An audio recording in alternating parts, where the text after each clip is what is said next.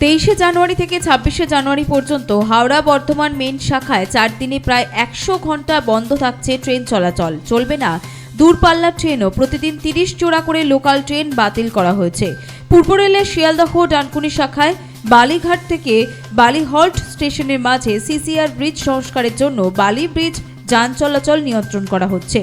দক্ষিণেশ্বর থেকে বালির দিকে যাওয়া সমস্ত গাড়ি বাস ঘুরিয়ে দেওয়া হচ্ছে নিবেদিতা সেতু দিয়ে। একদিকে বালিঘাট ও বালিহল্ট স্টেশনের মাঝে সিসিআর ব্রিজ সংস্কার, অন্যদিকে হাওড়া ও লিলুয়া স্টেশনের মাঝে বেনারস ব্রিজ ভেঙে ফেলে দেওয়া নতুন ব্রিজ তৈরি করা হচ্ছে। আর সেই কারণেই 26শে জানুয়ারি পর্যন্ত হাওড়া বর্ধমান মেন শাখায় 4 দিনে প্রায় 100 ঘন্টা বন্ধ থাকছে ট্রেন চলাচল। Bureau report, Nobel Bangla.